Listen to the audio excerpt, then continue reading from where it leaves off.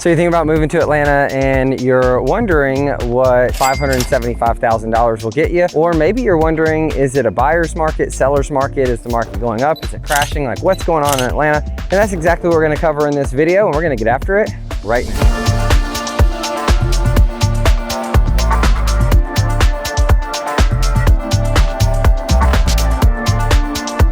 Hey, if this is your first time to the channel and you want to know everything there is to know about eating, sleeping, working, playing, the good and the bad of living in Atlanta, Georgia, well, subscribe below and ring the bell for notifications so you can be the first to know when we release new content and to stay up to date on the current market.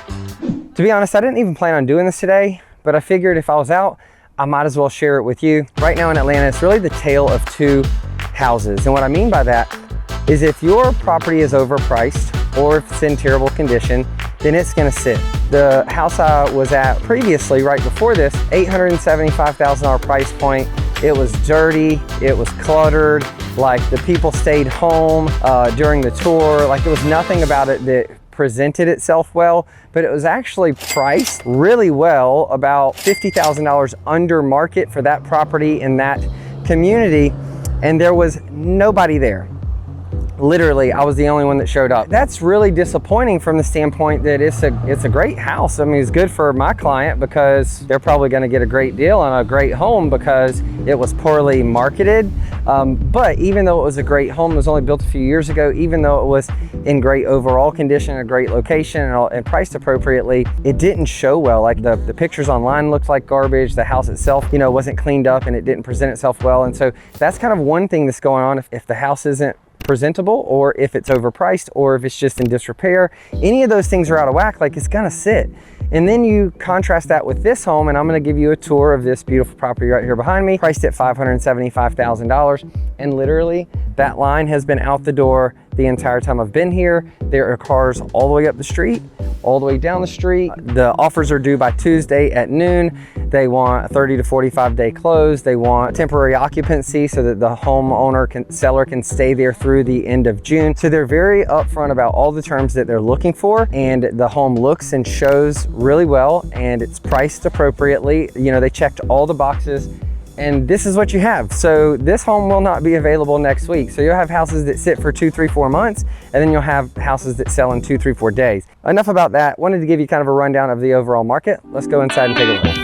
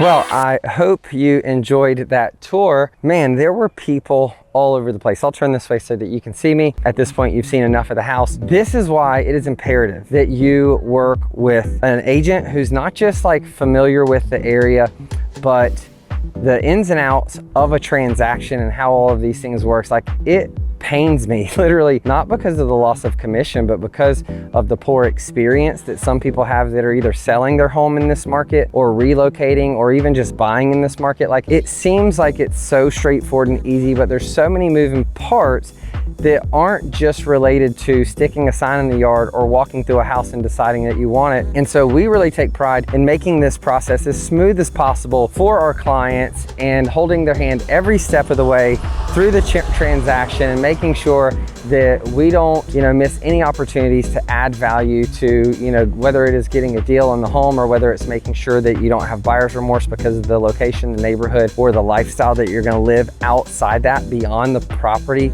itself.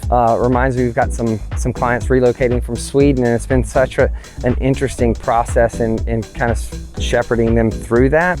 Maybe I'll have them on here to talk to you guys about the experience. But when you have a home that's like that, with people crawling all over it, well, the difference between you getting your offer accepted, and sometimes it's not the highest offer, sometimes it's the structure of the offer, and that's really what our job is. Sometimes the difference is the price, but a lot of times the difference is the person you're working with. So as always, whether it's next week, next year, anytime in between, or maybe you're just thinking about it and you have some questions, well then, as usual, give us a call, shoot us a text, send us an email, schedule a Zoom. We'd be happy to help and be a resource. And until we see you in person, we'll see you on the next episode.